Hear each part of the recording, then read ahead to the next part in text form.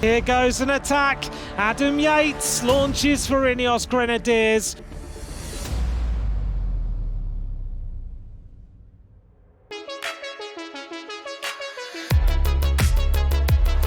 Roglic takes the first red jersey. It's a photograph between Jakobsen and Philipsen. Ryan Taramay wins the stage.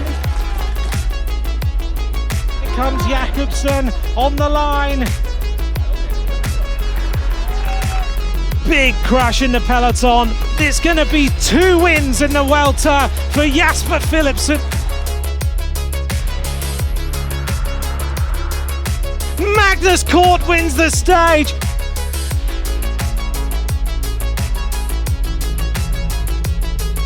Oh, big crash of Valverde. Michael Storer takes stage 7. Jakobsen takes his second stage win.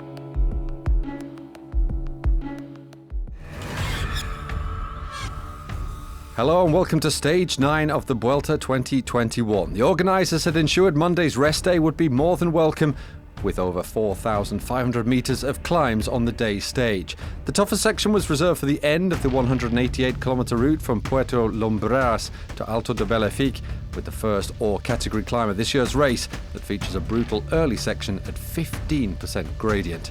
Leader Primož Roglic, who came into the stage just 8 seconds clear of his nearest challenger Felix Großschartner, knew his hold on the red jersey would be tested.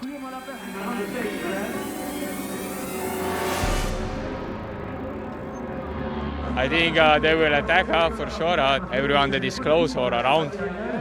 So I think we'll be quite explosive and stage in action. I think it's pretty tough against Primož on today's stage, but I will try my best. We don't need to ride too offense today. It's more about following, and it depends on my feeling in the end. But I know I have a strong team and they for sure support me good. I think that without Alejandro it's a little bit more complicated. He would have been a key man today. We have to focus on the riders we have though and try to stay with the best. To the fore in recent days, the DSM team were also looking for another big day. The whole team actually, we were with 5 guys over the first climb in a bunch of 40 guys, so the team is really strong, and today is another opportunity to try and hunt for a stage victory. The contenders were clearly keeping their powder dry, as it wasn't until we'd had some 80 kilometres in the first climb, a Category 2, that the day's first breakaway formed. Wout Poels was passed by Romain Bardet at the head of the race, with the Frenchman on the hunt for King of the Mountains points. The attacks now started to calm and 11 men pulled away from the peloton, among them former race leader Kenny Elissonde and Rudy Mollard, who, in 20th overall, was the highest placed rider among the breakaway.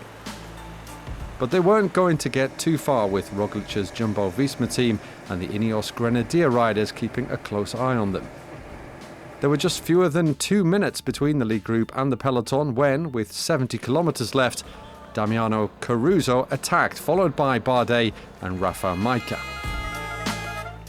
With the rest of the breakaway unable to respond, they were swallowed up, but not Caruso, who had predicted a good day in the saddle.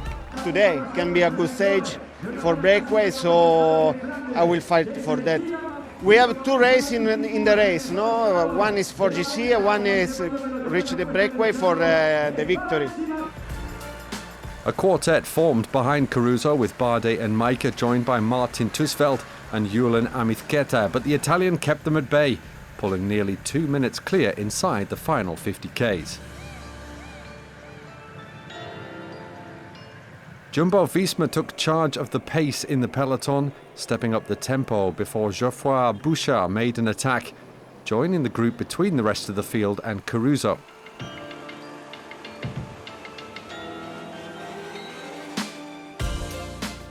The Bahrain victorious rider wasn't slackening off though, and he kept them at bay before pulling even further clear, helped in part by problems for his pursuers.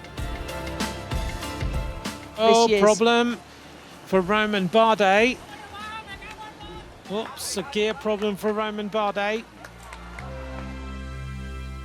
With Ineos Grenadiers back in charge, the peloton did make inroads. Pavel Sivakov helped thin out the field before his team made their move.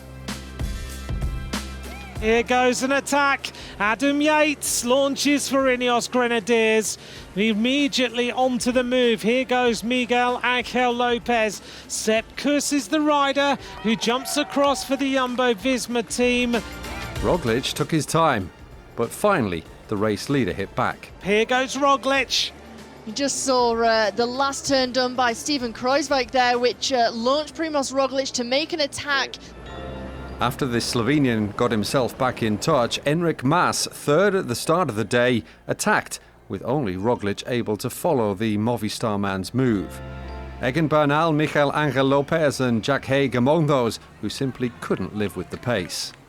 Caruso, though, second at this year's Giro, no one was going to stop him from crowning his 71-kilometre solo with a win. 100 metres to go for Caruso on an assault across the mountains in Spain in La Vuelta. Damiano Caruso wins a key stage in La Vuelta, 9th stage to Bahrain victorious, and 2 Grand Tour stage wins this year. Here goes Primož Roglic. He's going to take the 6 bonus seconds in second place. Mas is going to take 4 just behind. With Caruso's teammate Mikel Landa 12th overall before the stage, cracking in the closing stages to lose more than 4 minutes on Roglic, Bahrain victorious' GC hopes are now in the legs of Jack Haig. Caruso admitted he didn't come to Spain with serious ambitions on the red jersey, but the 33-year-old certainly looks to be in the sort of form that could see him claim yet more stage wins on this year's Vuelta. I went just because I knew Ineos doing a really hard tempo, and then I say, okay, before they catch me, I want to try to do a breakaway, maybe alone, but I didn't expect this feeling after the Giro. For me, it's incredible. Caruso winning then with more than a minute in hand on the overall race favourites. Roglic picked up 2 bonus seconds on Mas by pipping the Spaniard to second. Egan Bernal struggled in the closing stages and he lost more than a minute on Roglic, who's still in red, 28 seconds ahead of Mas. Second before the start of the day, Felix Großschartner is now down in 9th. No change in the race for the green jersey, with Fabio Jakobsen still in charge.